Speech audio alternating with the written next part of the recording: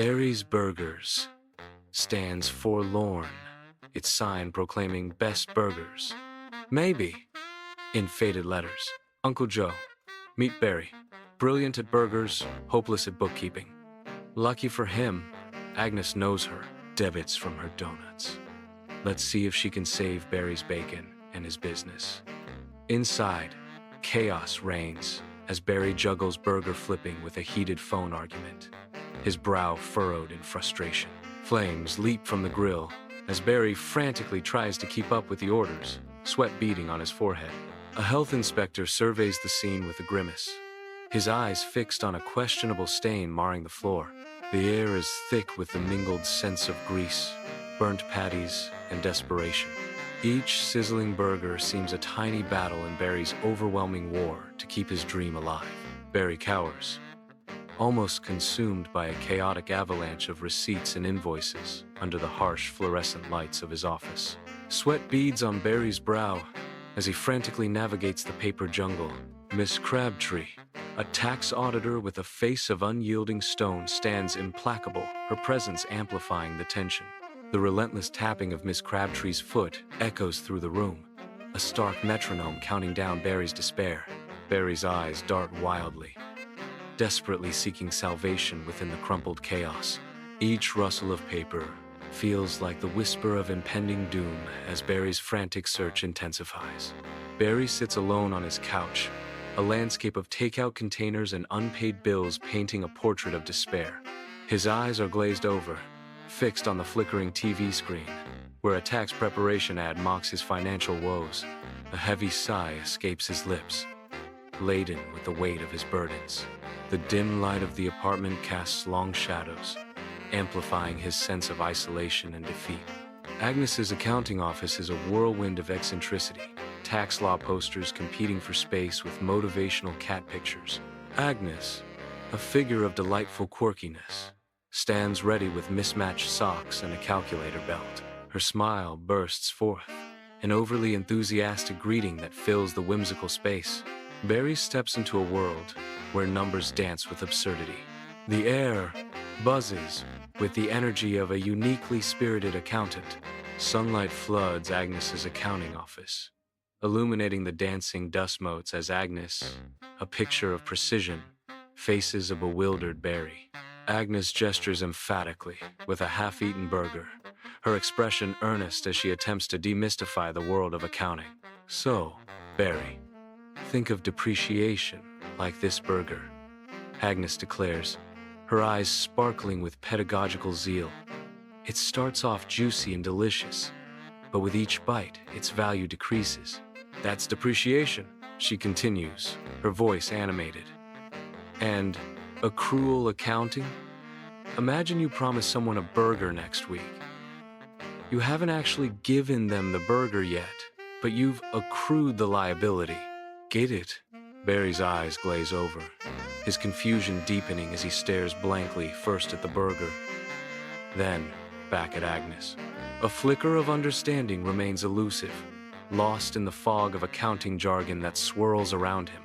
Upbeat, comical music underscores a montage of Barry hunched over a computer, his brow furrowed in a desperate battle with bookkeeping software. His fingers fumble ineptly over the keyboard, a portrait of frustration in the digital age. The screen flashes a taunting message. File corrupted.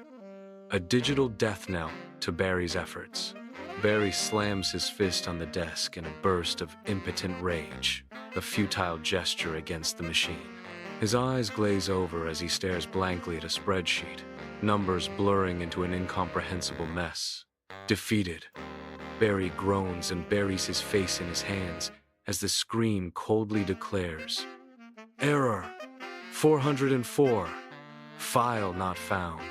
Inside Barry's burgers, the heavy scent of frying onions fills the air as Barry beams, gesturing grandly towards a freshly printed ledger. Teenagers and weary adults, Barry's employees, exchange tired glances as he meticulously records each burger, fry, and shake. Barry's brow furrows in intense concentration, lost in his world of figures and profits. A frustrated customer's voice pierces the air. "Hey, I've been waiting for 15 minutes for a simple cheeseburger. Agnes, seated at her imposing oak desk, scrutinizes Barry's work, her expression a mix of amusement and concern. With a gentle smile, she points out a series of hilarious errors, her voice kind and encouraging. The room is filled with the quiet rustle of papers as she patiently offers corrections. Ignore bookkeeping, and the IRS will find you faster than a free donut at a cop convention. With a playful gesture, Agnes peels off a sticker that reads, Future Tax Ace, a twinkle in her eye.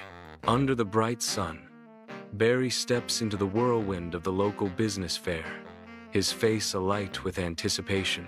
A kaleidoscope of booths stretches before him, each showcasing products stranger than the last. Overly enthusiastic vendors, smiles plastered on their faces, try to win him over with unsolicited advice and questionable deals.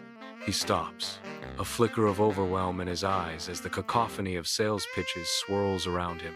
Under the harsh fluorescent lights of Barry's Burgers, Barry, a man etched with stress, is swallowed by a chaotic sea of receipts and tax forms. His brow furrows deeper as he chews on his pen, his focus shifting erratically between the daunting paperwork and a small, plastic bag containing a lone goldfish. Distraction beckons as he glances at his phone, Netflix flickering with empty promises before his gaze reluctantly returns to the tax form. The goldfish swims in circles, a silent, shimmering counterpoint to Barry's mounting despair. Sunlight streams into Agnes's accounting office, illuminating dust motes dancing around her as she sits regally behind a large oak desk. Agnes, with sunlight glinting off her glasses, gestures calmly with a pen, a silent conductor of fiscal realities. Barry perches uncomfortably on the edge of his seat, his unease palpable in the face of Agnes's steady gaze. Agnes's voice is a measured warning. It's crucial to understand the difference between legitimate deductions and outright tax fraud, Barry. A pregnant pause hangs in the air as Agnes's tone hardens slightly. There are consequences for crossing that line. Barry shrinks under her gaze, his reply sheepish and laced with apprehension. Right. Consequences. Sunlight floods into Barry's Burgers, highlighting the well-worn booths and the greasy sheen of the grill. Barry, balding but bright-eyed, enthusiastically demonstrates a new laptop to his skeptical staff.